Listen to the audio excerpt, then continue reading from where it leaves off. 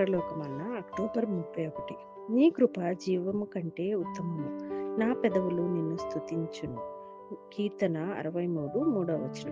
ఎవరైతే దేవుని కృపను రుచి చూచి ఉన్నారో, ఎవరు ఆయన అనుగ్రహము జీవం కంటే ఉత్తమమని తెలుసుకొని ఉన్నారో, భూ సంబంధమైన ప్రతి మంచి విషయంను నిరీక్షణను ఇతరులకు సంతోషంతో చెప్పగోరి మంచి వర్తమానమును సంతోషముగా ఆయన బలిపీఠం మీద ఎవరు ఉంచెదరో అట్టివారు చీకటిలో నుండి ఆశ్చర్యకరమైన తన వెలుగులోనికి పిలిచిన వాని గుణాతిశయములను బట్టి సంతోషంగా స్తుతులు చెల్లించెదరు.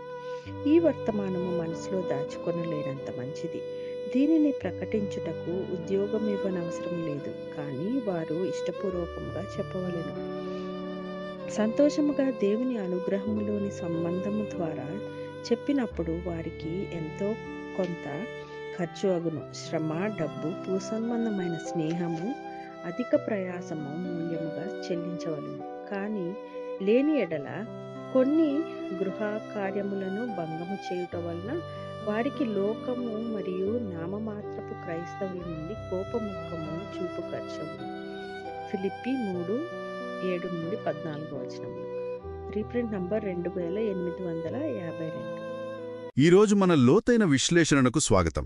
మనం మలాకి గ్రంథం 3వ అధ్యాయం 7వ వచనంలోని ఒక కీలకమైన మాటపై దృష్టి పెడుతున్నాం. అదేంటంటే, నా యొద్దకు తిరుగుడి, నేను మీ యొద్దకు తిరుగుదునని సైన్యములకు అధిపతియగు యెహోవా సెలవిచ్చుచున్నాడు. చాలా సూటిగా ఉంది కదా. అయితే ఈ ఒక్క పిలుపు వెనుక ఎంత లోతైన అర్థముందో, ముఖ్యంగా దేవుని కరుణ గురించి, ఆయన ప్రణాళికల గురించి మనకు అందిన మూలాల ఆధారంగా కొంచెం వివరంగా చూద్దాం. అవును, చాలా ఆసక్తికరమైన అంశమిది. మీరు చెప్పినట్టు ఈ మూలాల్లో మొట్టమొదట మనం గమనించాల్సింది ఏంటంటే, దేవుని కరుణ అనేది ఎప్పుడూ ఉండేది. అంటే దానికి అంతం లేదు అని కాదు. హీబ్రూలో ఓలం అంటారు కదా, అంటే ఒక సంపూర్ణత, ఒక ఉద్దేశం నెరవేరే వరకు ఉంటుందని అర్థం. కొన్ని విశ్లేషణలు ఈ ఓలంను కేవలం శాశ్వతమని కాకుండా దేవుని ప్రణాళిక యొక్క పరిపూర్ణత అని కూడా వివరిస్తున్నాయి. ఇది మనం ఆలోచించే విధానాన్ని కొంచెం మారుస్తుంది. ఒక లక్ష్యముందన్నమాట. సరే, మరి ప్రస్తుత పరిస్థితి ఏంటి? అంటే ఇప్పుడు అందరికీ ఈ కరుణ అందుబాటులో ఉందా? మూలాలేం చెప్తున్నాయి? అక్కడే అసలు విషయం ఉంది చూడండి. మూలాల ప్రకారం ప్రస్తుతానికి, అంటే ఈ కాలంలో మానవాళిలో కేవలం కొంత భాగం మాత్రమే దేవుని ప్రత్యేక అనుగ్రహాన్ని పొందుతున్నారు. వారే ఆయన దృష్టిలో నీతిమంతులుగా తీర్చబడి ఈ యుగపు దైవకృపలో, అంటే వాళ్ల అర్హతను బట్టి కాకుండా దేవుడు ఉచితంగా ఇచ్చే దయలో పాలు పంచుకుంటున్నారు. నీతిమంతులుగా తీర్చబడటం అంటే కొంచెం వివరిస్తారా?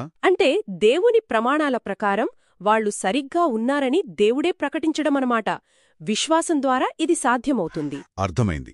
కాని ఇప్పుడు కొందరికే ఈ అవకాశం భవిష్యత్తులో అందరికీ వస్తుంది అనడం, ఇది కొంతమందికి కొంచెం ఎలా చెప్పాలి, అన్యాయంగా అనిపించే అవకాశం ఉంది కదా. మంచి ప్రశ్న వేశారు.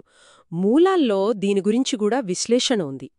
ఇది అన్యాయం కాదు, కాని ఒక క్రమపద్ధతిలో సాగే ప్రణాళికలో భాగం అని వివరిస్తున్నాయి.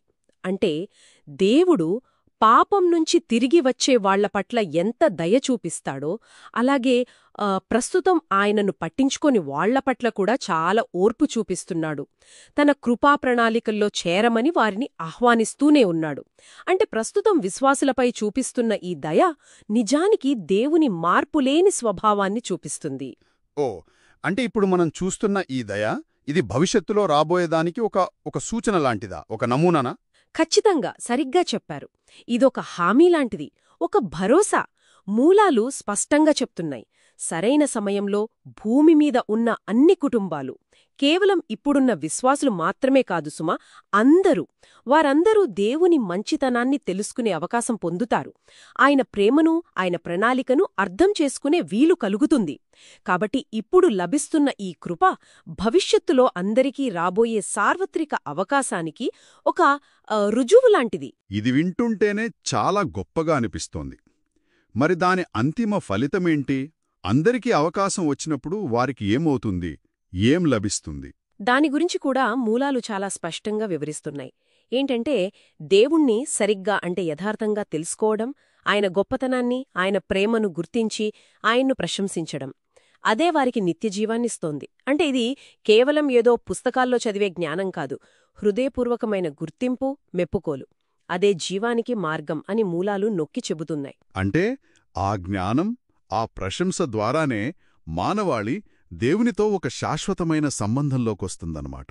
అవును, సరిగ్గా అదే. సరే, అప్పుడు ఈ ఆళమైన విశ్లేషణ యొక్క సారాంశమేమిటంటే, మలాకీ 3.7లో దేవుడు చెప్పిన నా యొద్దకు తిరుగుడి అనే ఆ పిలుపు అది కేవలం ఆ కాలపు ఇజ్రాయేలీలకు మాత్రమే పరిమితం కాదు. అది దేవుని విస్తారమైన అందరినీ చేర్చుకునే కరుణకు, మానవాళి అంతటినీ ఏదో ఒకరోజు తన వైపుకు తిప్పుకోవాలనే ఆయన గొప్ప ప్రణాళికకు నిదర్శనం. ఇప్పుడు కొందరికి లభిస్తున్న కృప భవిష్యత్తులో అందరికీ అందబోయే గొప్ప అవకాశానికి ఒక సూచన లాంటిది. అవునండి. దీన్ని మనం పెద్ద చిత్రంలో చూస్తే, ఇప్పుడు కొద్దిమంది అనుభవిస్తున్న ఈ అసాధారణమైన దయ, దేవునితో వాళ్లకున్న ఈ సంబంధం, ఇదంతా భవిష్యత్తులో మానవాళి అంతటికీ తెరవబడే జ్ఞానోదయానికి, అంటే దేవుణ్ణి పూర్తిగా తెలుసుకునే అవకాశానికి ఒక ముందస్తు రుచిలాంటిది. ఇది దేవుని ఓర్పును, ఆయన ప్రణాళిక ఎంత లోతైనదో తెలియజేస్తుంది. ముగించే ముందు శ్రోతలు ఆలోచించడానికి ఇక్కడ ఒక విషయం మిగిలిపోతుందనిపిస్తోంది. అదేంటంటే, దేవుణ్ణి సరిగ్గా తెలుసుకోవడం, ప్రశంసించడం అనేవే నిత్యజీవానికి కీలకమైతే, ఆ లోతైన జ్ఞానాన్ని మనలో మనం పెంపొందించుకోవడంలో, అలాగే ఇతరులు కూడా ఆ ప్రశంసను కనుగొనడంలో మన పాత్ర ఏంటి? ప్రస్తుతం మనం పొందిన ఈ కృప ఇతరుల పట్ల మనకున్న బాధ్యతను ఎలా ప్రభావితం చేయాలి? దీని గురించి ఆలోచిద్దాం.